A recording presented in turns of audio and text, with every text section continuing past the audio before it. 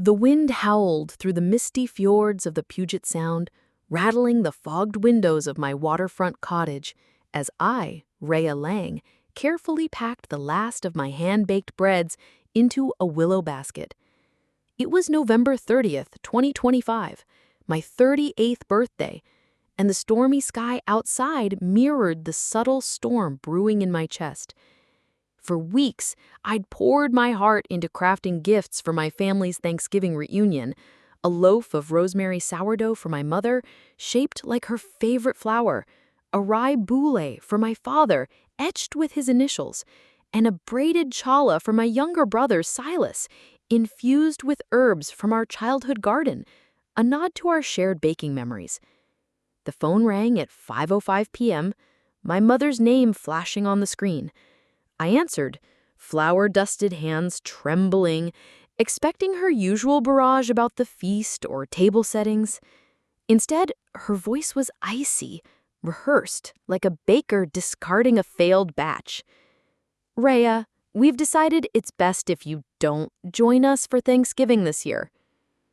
A clatter of pots and Silas's laugh, harsh, mocking, and edged with disdain, cut through the line. "No offense, Ray, but it's just less heavy without your bread stories. You get it, right?" Dad's voice rumbled faintly, a reluctant grunt of agreement. Mom pressed on, her tone clipped. "It's not about you, dear. We're keeping it light and cohesive." Light and cohesive? As if I were a dense dough to be discarded, not a daughter. I thought, my grip tightening on the basket, the willow weaving creaking, a faint split forming along the rim. "Why?" I whispered, my voice a fragile crumb against the wind's roar. A pause stretched, thick and deliberate. Then Mom said, "We'll sort it out after the new year." And the call ended with a cold click. I stood there, the phone still warm against my ear, the unwrapped gifts staring back like silent indictments. The sourdough, a mockery, the boule, a tribute to a father who'd turned away. No tears came, just a hollow emptiness, as if the wind had kneaded the life from my soul. I shoved the basket into a shadowed corner beside unused yeast packets and wrapping twine, locking away the proof of my exclusion.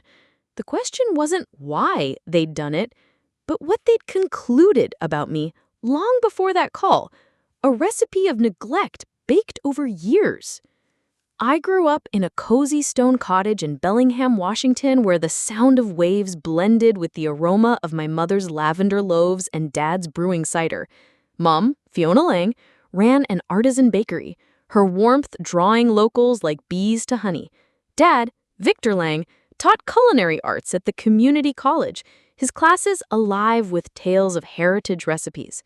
Silas, 10 years younger, was the radiant star, curly hair catching the light, a magnetic charm that turned kitchen mishaps into family legends, and a knack for turning failures into stories of innovative flavor. I was Rhea, the quiet one, who baked in the pantry, organized the cluttered larder, and dreamed of studying patisserie at the Culinary Institute of America. The favoritism began early, subtle but unyielding. Silas's D in home ec earned a baking outing with Dad. My A in baking science got a distracted good effort, keep going. When he burned Mom's oven mitts, they laughed about his fiery passion, buying him new tools. When I won a national baking competition at 24, Mom said, "That's sweet, Rhea, but don't let it overshadow practical skills."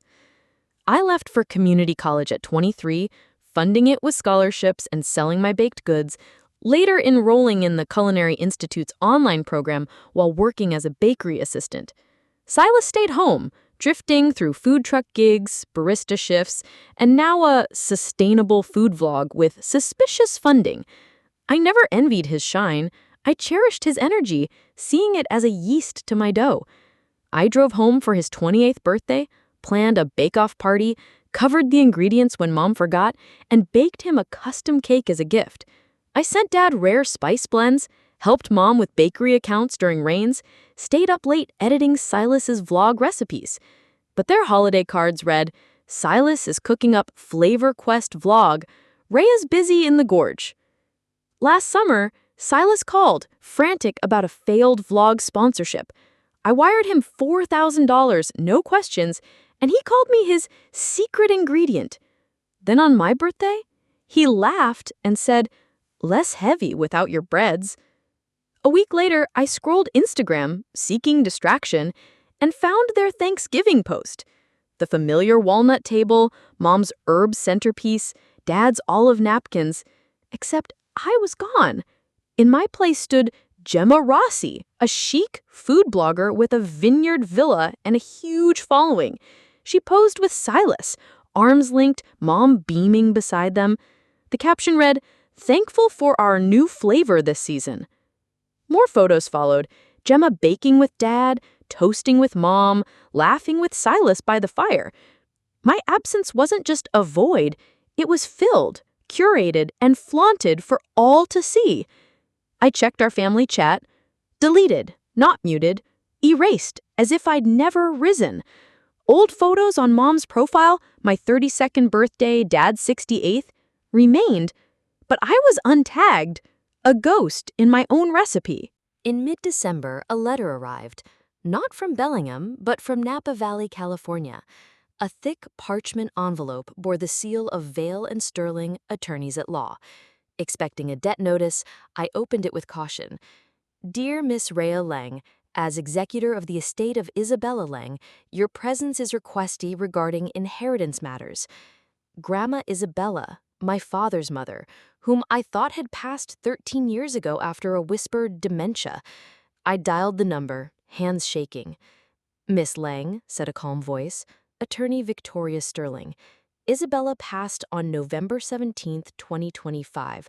I regret you weren't informed." My pulse raced. "This year?" My family said. Sterling's tone softened. "Come to Napa. There's more to this canvas."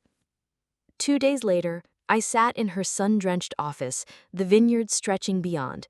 She handed me a death certificate, Isabella Lang, November 17th, 2025, and an obituary from the Napa Register, listing Fiona, Victor, Silas, but omitting me. Why wasn't I told? I asked, voice splintering. Sterling slid a velvet-bound will across the desk. Isabella insisted you be contacted privately.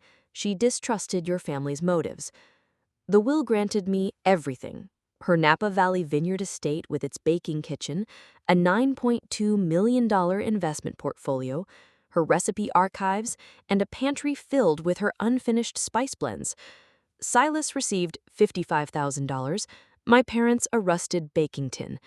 A USB drive held a video dated October 2024. Isabella appeared, frail but fierce, her brown eyes piercing the camera. "Rhea, my baked soul," she began, her voice a warm need. "If you're watching, I'm gone, and your family likely hid it. You were my dough, your hands shaping beauty, your quiet strength amid their neglect. Your parents leaned on me for Silas's vlog, took loans against my home without consent, pressured me to fund his dreams. I forgave, but I protected you. This is yours. Bake your destiny." A second video showed financial records, loan contracts, her voice steady. "They drained my trust. Rhea never did. She rose her own loaf." I sat stunned, the room spinning. They hadn't just excluded me from Thanksgiving, they'd buried her death, her funeral, her love, needing a lie to keep me in the dark. Sterling rested a hand on mine. "Isabella chose you for your resilience." That was the deepest wound. Not the wealth, but the betrayal, a risen lie exposed. I agreed to meet them at a Bellingham cafe, neutral ground, not for peace, but to see their masks shatter. I arrived early, claiming a booth by the snow-crusted window, the storm outside a silent witness. Mom looked fragile, her coat clutched tight, hands wringing a glove. Dad's shoulders slumped, his scarf damp with nerves. Silas swaggered in, wool coat gleaming, his smirk fading under my unyielding stare. They began with small talk, weather, the drive. Then Mom shifted, her voice brittle. "Rhea, there's a mix-up with Isabella's estate. She was unwell those last few years." Silas leaned back, smirking. She loved me most. That will's a fluke. Dad murmured, we could share it fairly, keep the estate in the family. I leaned in, voice low and firm, each word a precise need. Isabella saw you borrow against her home, hide her death, erase me from her life. She chose me because I earned my way, unlike you. Mom recoiled, her hands shaking. Silas's fists clenched, his bravado crumbling. Dad stared at his cold coffee, his silence a confession. Rhea, don't be bitter, Mom pleaded, her voice breaking. I rose, towering over them. Bitter was letting me think she'd been gone 13 years. Bitter was Thanksgiving without me, replacing me with Gemma. Silas snapped, you're no sister if you take this. I met his eyes, icy and resolute. You chose that when you mocked me. I walked out, their protests, Mom's choked sobs, Dad's stammered pleas, Silas's furious shouts, fading into the blizzard. Texts flooded in. Dad's, we're still your blood. Mom's, you're tearing us apart. Silas's, this is unjust. I deleted them all. The anger melted into clarity, like a sunrise over the vines. I sold Isabella's investments, kept the estate, and moved to Napa Valley. The home smelled of her yeast, old recipe books, and untapped potential. I transformed her kitchen into Lang Bakes, my bakery, its walls lined with her recipes and my new creations. My first project was a bread line for a local orphanage, the second, a pastry series for a women's co-op, each bake honoring Isabella's vision.